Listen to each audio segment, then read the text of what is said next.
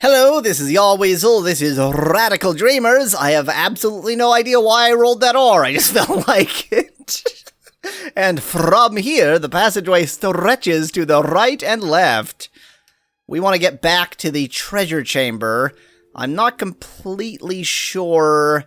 I don't remember where that treasure chamber is anymore. Yes, I do. Yes, I do. Yes, I do. Towards the atrium, then up the stairs. In fact, fast motion. Zzz.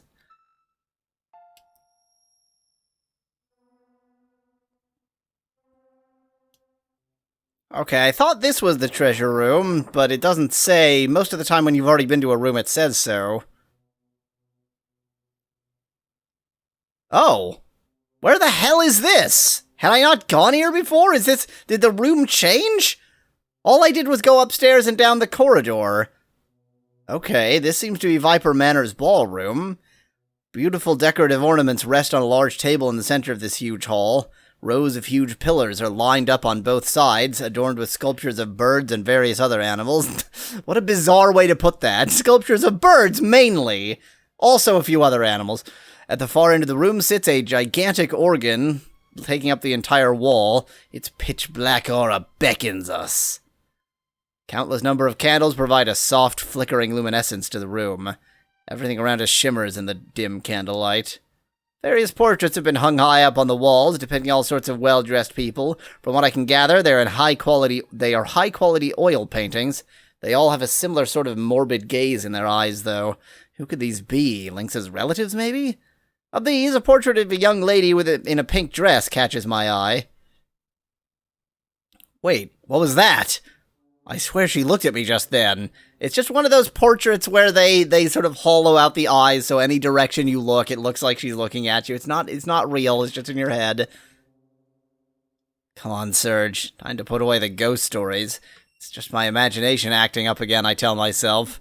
It's probably a trick of the light caused by a flickering candle or something. The oil's glossy finish distorted the image for a second or two. Yeah, that's what happened. But, I don't know. This room's bloody strange. Kid sees it too. She has to have seen it. I suggest we look elsewhere, Magil says suddenly. Kid and I offer no objections. Okay, let's actually find where I was looking for. Where I was looking for, or what I was looking for. Well, I mean, I don't think I don't know. All of this is right, because it's not the study. It wasn't through. Well, what the heck? Suddenly, kid comes to a stop. Something ain't right. I think this is a skeleton again. What was that? Oh, no. Part of the wall moved. Yeah, right there. One of the square tiles is moving right in front of my eyes. Wait a second. That's not a tile at all. It's armor. Hey, over here, Mr. Goblin, kid shouts. Come on, kid. It looks awfully big, so we're gonna have to fight a goblin, I guess. Yep, hi. We've killed plenty of you. Having been discovered, the massive goblin squares off with us, coming out into full view. Uh-oh, it's got friends. 2 sets of footsteps behind me make me realize they amount to 4 in all. I keep my focus on the 2 in front of me, while Magil turns to face the rear. How could things so large camouflage themselves so well? Because it's dark in here. Readying my knife, I blah blah blah blah. They've got us in a pinch. They've already blocked off all the escape routes in this tight corridor. Let's fight our way out of this one. I rush with her, hurling myself into action. He had a morning star swinging its spiked iron ball down at me. Whoa, I nearly miss it, but I nearly miss it, but instead I don't and get hit by it. Leaping to the side at the last possible second, it comes crashing down, shattering the stone floor under it in a cloud of dust. Blah, blah, blah. Beside me, kid leaps nimbly into the air, dodging a close attack. The scene here has been reduced to a barrage of weapons and chains flying through the air, thick with the dusty haze of shattered stone flooring. Looking over towards Kid, a glimmer of light flashes before me, and there in front of us, a knife has suddenly been implanted deep into the goblin's left eye. Am I going to participate in this battle or just read? Writhing in pain, the goblin hits the ground. I try not to look at it, keeping myself focused on the fight. There's no doubt. Float like a butterfly, sting like a bee, are words she lives by here in the thick of combat, without a single problem handling herself. Kid's truly a natural. Thanks for that information. Another one of the goblins draws... do what Kid would do! That's right! If Kid can do it, so can I! On the verge of its attack, I confront the goblin with my knife ready. Hurls its Morningstar down at me and I die. Oh wait, I leap to the side, thinking to myself, it's now or never. The goblin is busy trying to bring its Morningstar out of the rubble, leaving me wide open for my attack. I hurl the knife as hard as I can. All right, I did it! A wave of adrenaline rushes through my body as I have now thrown my only weapon away. Brilliant! As I watch the goblin scream in agony with my knife sticking out of its right eye. So we've just completely blinded this goblin. Wow, mate, did you do that? Kid's praise rings through me, filling me with a rush of power. Now quit standing around. We're fighting here. Damn it, I was just... Get over here and fight, mate! She's right. I leap back into the frenzy, just as the goblin painfully pulls the knife out of its eye and tosses it aside. In a desperate attempt to get my weapon back, I make a dive for the knife on the far corner, but now the goblin's all but cornered me off. But it's blind! Picking the ball and chain up off the floor, the ferocious goblin charges out. Ram my knife into its heart. Leaping out of the way at the last possible second, I avoid the goblin's charge. Once it's past me, I throw a kick in its midsection. However, it hardly stuns the adrenalized warmonger. I barely have time to retract my leg before it has time to grab me and pull me in. My goal was to stab it in the heart, so that's good, because now I have my dagger. It's still coming at me, fist in full rage. Duck is my only option. I duck, and not a moment too soon, looking above me, I see its arm swinging out that most definitely could have given me a death blow. Ah, my knife! It's here on the ground where the goblin had tossed it. In a split-second decision, I reach down and grab it. There we go, I finally finished that. The goblin's legs start to give way as it lets out a painful moan. It falls backwards, clenching its belly before hitting the floor with a ground, something thud. I should read before moving on. That seems to be the last of them. Looking around, I straighten my shirt and let out a deep breath.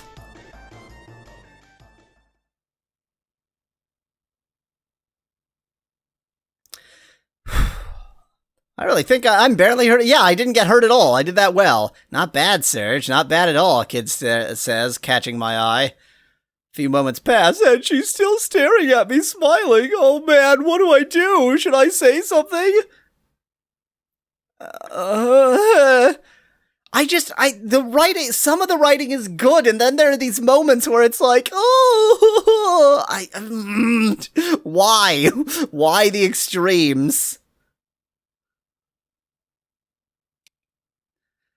Okay, yeah, I'm tired of this message. Jeez. We head down the path. This is the study. But I don't want the study. Where was the treasure chamber? I'm gonna fast motion to find the treasure chamber. Where the heck is it? Zzz.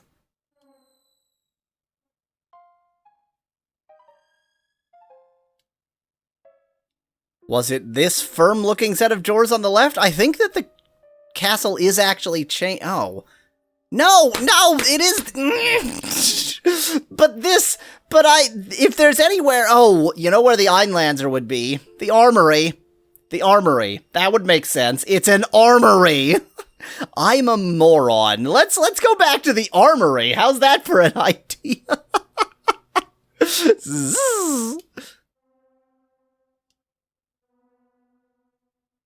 Uh-oh, another battle.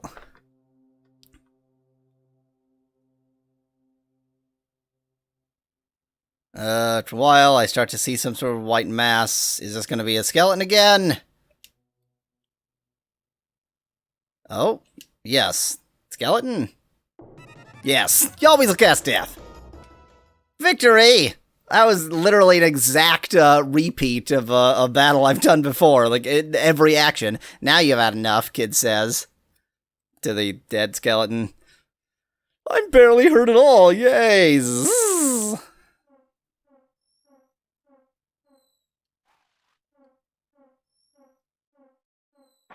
You are the armorer. Do you know anything about the Einlanzer? Ah, welcome back, Esmeld says. I don't remember what voice I gave him. Have you any more interesting stories?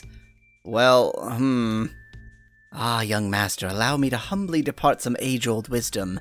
How is it that one can have any experience to talk about whatsoever if he simply sits around all day telling stories? Esmeld asks playfully. We leave the room puzzled. No!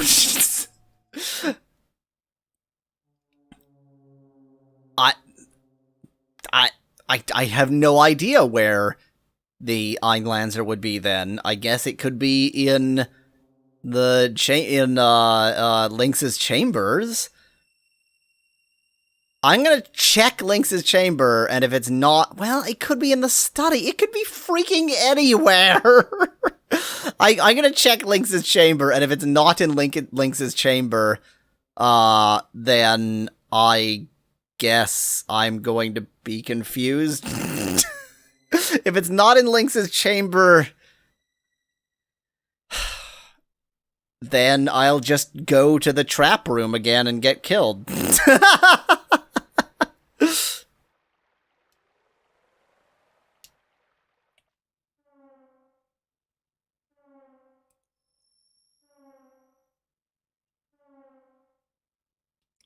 Okay, this seems like a great place to get killed.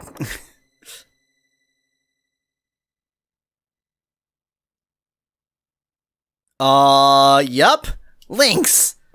What? Lynx is here? I rush into the room behind Kids, unsheathing my knife in a flash of adrenaline. Where is he? Beside me, Kid says, Gotcha! She actually got me, too. I'm offended. Were you scared? She asked, giggling. Oh, sheesh, don't do that to me. Has Lord Lynx returned to the room? A high alto voice asks. Oh, is this the mirror? Kid and I glance at each other, giggling. No, he isn't here right now. Ah, Master Serge, is there something I can answer for you? Or perhaps you'd be interested in a lovely gift I have for you, like an Einlanzer? Huh? A gift?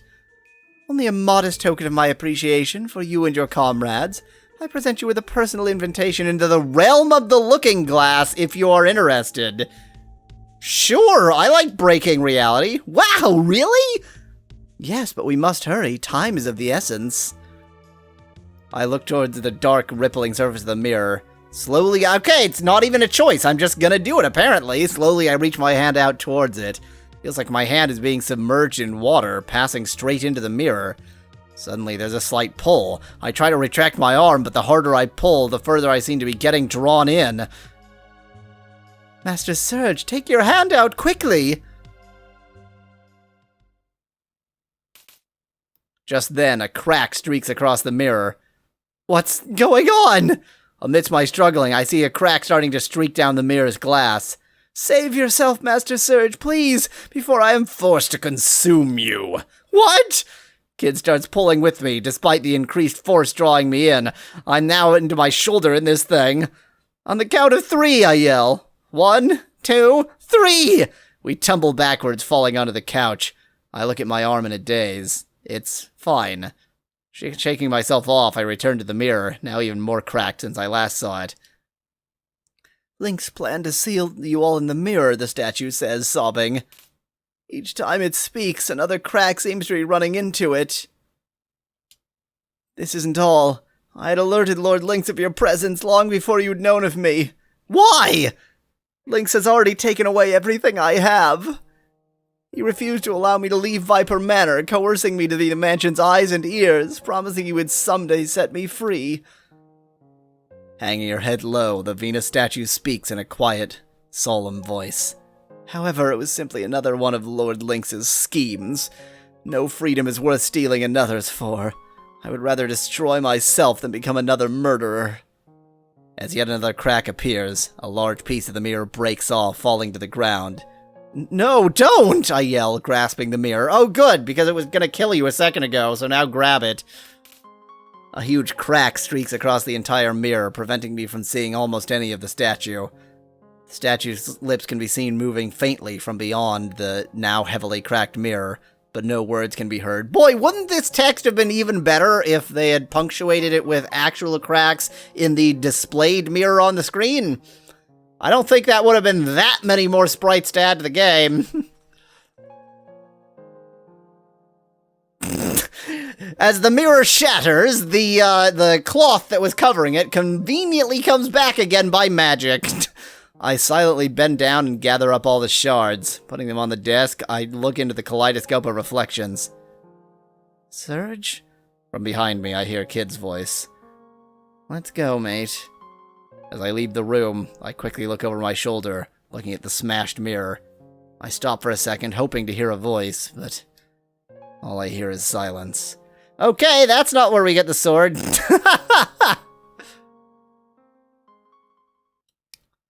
I would like an Einlanzer, please. One Einlanzer, please. Only because it's on the way, I'm gonna go ahead and chat with Riddell. Maybe she'll know where the Einlanzer would be. Probably not, but maybe. Is she still here?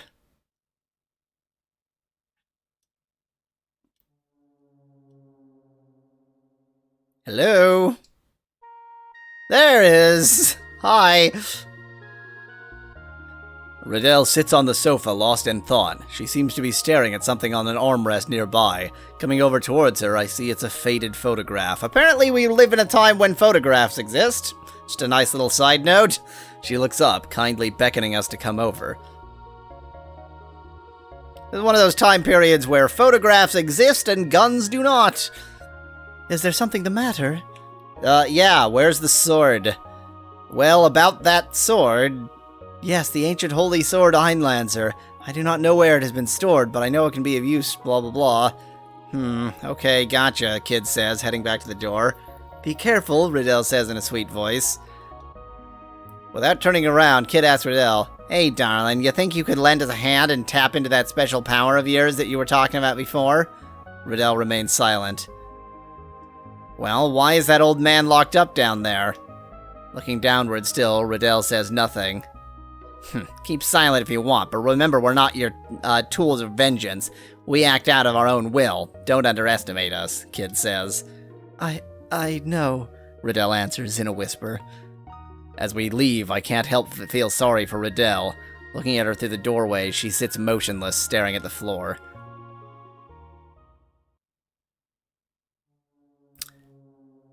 I don't know. Like, going to the trap room without Einlanzer is obviously a mistake.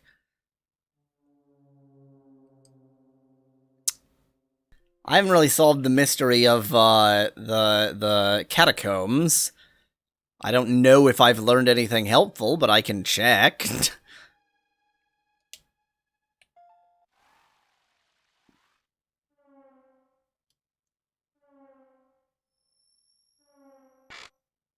Into the catacombs we go. I like how it's just a very conventional wooden door for the catacombs.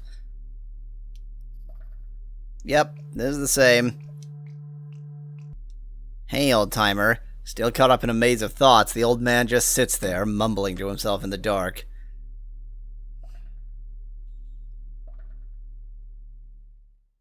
I have no idea where to go. I'm real confused. I'm really confused.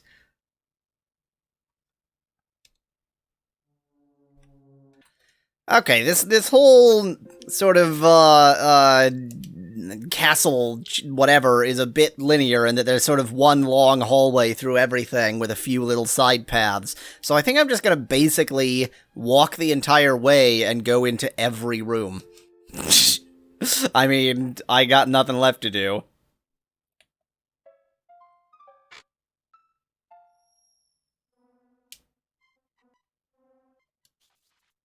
Another battle!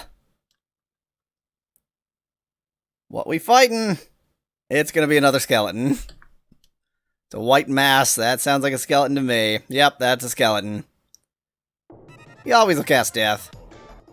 Same battle again. I swear these battles aren't purely on a script. There's a bit of randomness to it, but that skeleton battle really seems to go the same every time.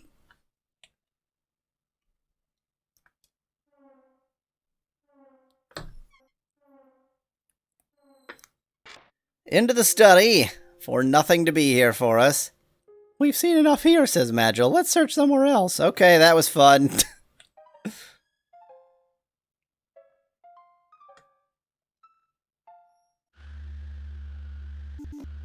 Let's try and fail to talk to Magil on the terrace again.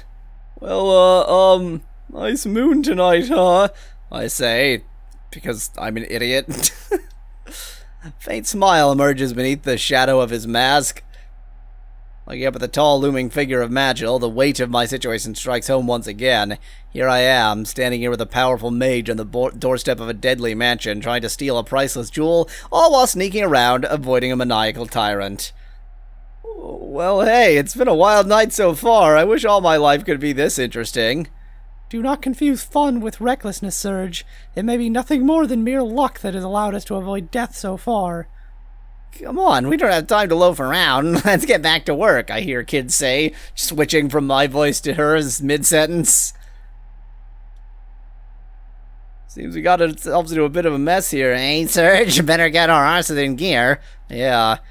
Tell you the truth, I can't think of anything better to say. Hopelessly lost in her eyes once again. I hope she doesn't notice I can't take my eyes off of her. She's so strong. Why can't I be more like her? We should head back inside. The sun will be up too. Soon, Magil adds. Yeah, really. Come on, mate. Time to go. Okay, well, that failed. Into the clockwork storeroom.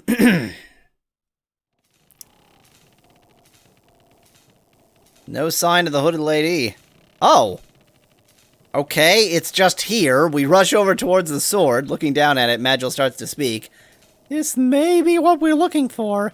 By the looks of it, this sword could be the fabled Holy Einlanzer, or perhaps the demonic Masamune. Wow, Magil, you know about the Masamune? Who knows who said that, Masamune? Did you ever know its owner? Yes. Yeah, because Magil is definitely not Magus. Was he your mate? So he was one of your enemies, then?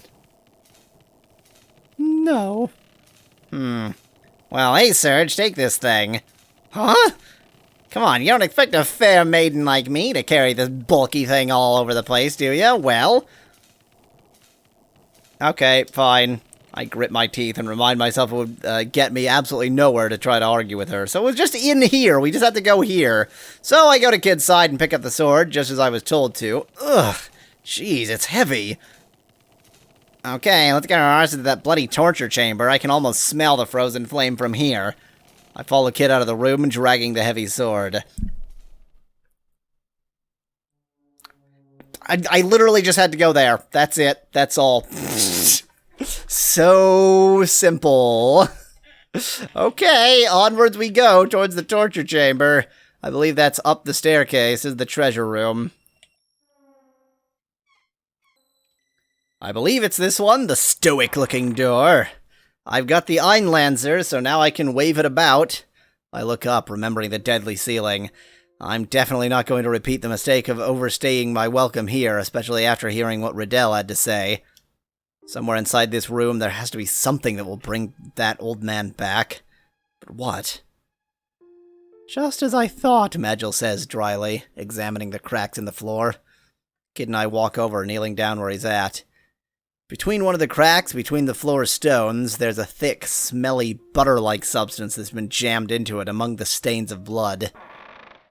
Oh, it's a trapdoor? Without warning, the door— No, okay, never mind, it's this. The door suddenly slams shut. It started again! Okay, what do we do?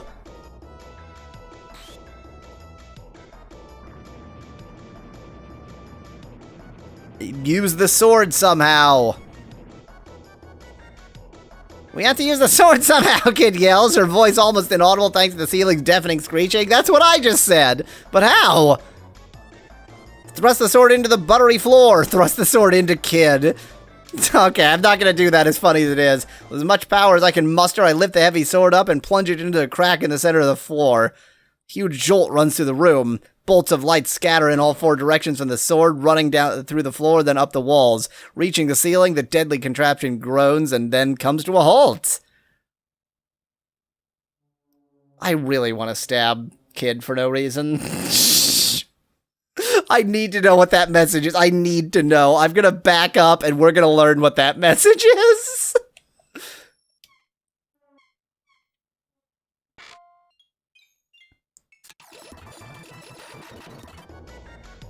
We have to use the sword somehow. I know, by murdering our friend. Thinking of all the painful resentment she's ever caused, I raise the heavy sword over my head and start towards Kid. She and Magil exchange glances and suddenly flank me from both sides. I hit the wall in pain, having received a 1-2 double thief punch. I drop the sword dazed. Then we all get killed. You okay, mate? Kid asks, slapping me back into consciousness. Apparently you took in some noxious gas just now. You were starting to behave rather oddly, Magil says. Anyhow, come on, mate. We still got a trap to worry about. So, it doesn't actually... I thought it was just gonna be you lose. Oh, yeah! No! Kill her more! Oh, just gonna repeat. Oh, that's lame. Okay. That's lame. It's just gonna repeat the same message. I was really hoping it would let you at least, you know, die stupidly that way. This game has surprisingly few ways of dying stupidly. You can just sort of die in battles. Okay, thrust the sword into the floor, where we found the butter. I'm just gonna use it as a butter knife.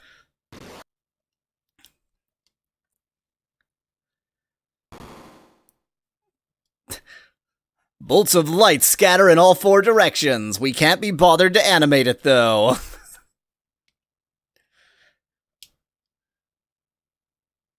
Well, that was fun. Exhausted and relieved, I collapsed to the floor. After a minute, I catch my breath and open my eyes. Strange, now that I take another look at the inscription we found earlier, there's a certain stone just beside it that doesn't seem to have any cement around it. We walk over to it. Kid tugs on it and finds that it's loose. Removing the heavy stone, a dim, glistening light can be seen from far within the hole. Kid reaches in and carefully removes the shimmering object. A beautifully decorated gold ring sits in the palm of her hands. It's adorned with a slender set of leaves like those of a fern, decorated with 5 small rubies around it. The Acacian coat of arms, Magil says. Kid tries the ring on, of course she does, but strangely enough, it doesn't seem to fit on any of her fingers. This ring must mean something to the old man. We could use it to... Oh, this is me. We could use it to break through his wall, couldn't we? I excitedly ask Magil, not already knowing the answer. He nods in silence. Yeah, this has to be it. Abandoning the Einlanzer, why? Now proudly standing upright like a... Oh, because it's stuck in the floor. Beacon of light amidst the dismal room. We hurry out of the torture chamber, hopefully never to return again. Should we take this giant sword with us? Nah. Let's just leave it here for next time. Till then, thanks for watching. If you liked the video, do leave a like below. Cheers from Yahweasel.